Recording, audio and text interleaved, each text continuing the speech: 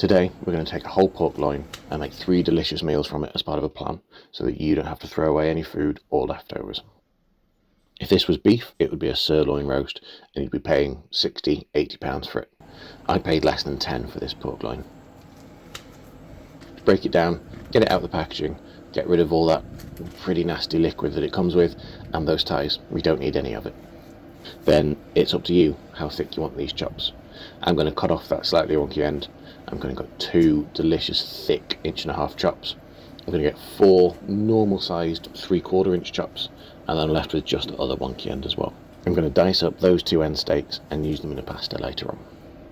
We want a nice 5% brine solution, and then we're going to put those chops and the diced pork in there for only about 20 minutes or so, because it is such a strong brine. Because this pork loin is so lean, the brine really helps it stay soft and moist in the centre, flavoured well throughout, and helps it pick up a really deep colour on the outside.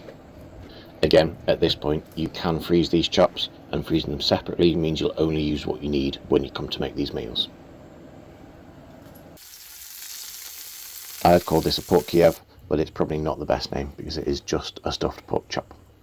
We're going to take the 2 thick cuts that we made and in each make a deep cut right into the centre. Into that we're going to stuff it with a compound butter. Here I've just used saged and garlic and blitzed it until it's a relatively smooth texture. When we're ready to cook these, we're going to put them flat side down first in a nice hot pan and let that get a good colour. Then cook each side. I'm going to serve this simply with a white bean mash. Just empty out the whole tin, including the liquid, let that get nice and hot, and then add in some more of that compound butter and get to mashing until it's not quite smooth. It hits the nail on the head for me of kind of fancy but kind of easy as a weeknight date night dinner. Pork and mushroom pasta is a staple in my house because it's super simple. All we're going to do is get some pasta on to boil and then chop our veggies. Some mushrooms and garlic is all we need. We're going to get the mushrooms in a pan, nice and hot to get some colour on the outside. Then, when those are mostly done, we'll add in our garlic to get some flavour into those mushrooms. Take those out once they're cooked and pick out the garlic, set it to the side because we'll need it later. In the same pan, you want to then put the diced pork, and again, nice and hot to get some colour on the outside of there. Once that's about done, again, take it out and leave it to the side. In that pan, we're going to deglaze it. First with some water, just to help us get the bottom of that pan off. Then we're going to add the garlic to start adding flavour back in, and then plenty of cream. Let that bubble down quite aggressively until it's nice and thick. Once you've got the consistency you like in that sauce, try and fish out all that garlic, although it can be a bit hard to find, and then add everything back in.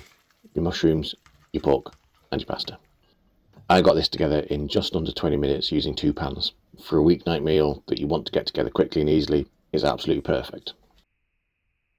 Finally today, we're going to look at a simple pork chop recipe where the sauce is the star. We're going to take a couple of our thinner cut chops and, just like we did for the thick ones, in a nice hot pan, lay them flat side down first so that can start to render. Once that's nicely coloured, and apparently once your pork chops have also fallen over, you want to put them onto their sides so that they can cook. Once those are all cooked, set them aside and let them rest. In that same pan, we're going to throw in some finely diced apple and plenty of cider to start deglazing. You want to scrape up all that colour from the bottom of the pan because that is going to be flavouring your sauce. Bubble this down quite aggressively, and once you're about there, turn the heat off completely before adding in plenty of butter and stirring really aggressively to emulsify that into the sauce. You should end up with something that's really thick and glossy and delicious. Serve this really simply, the sauce is the real star. And there we go. We've stretched that £10 pork loin into 3 separate meals. We do actually have 2 of those thinner pork chops left over as well. You can do what you want with them. Hopefully you've got some inspiration from what we've looked at today. Thanks for watching. See you soon.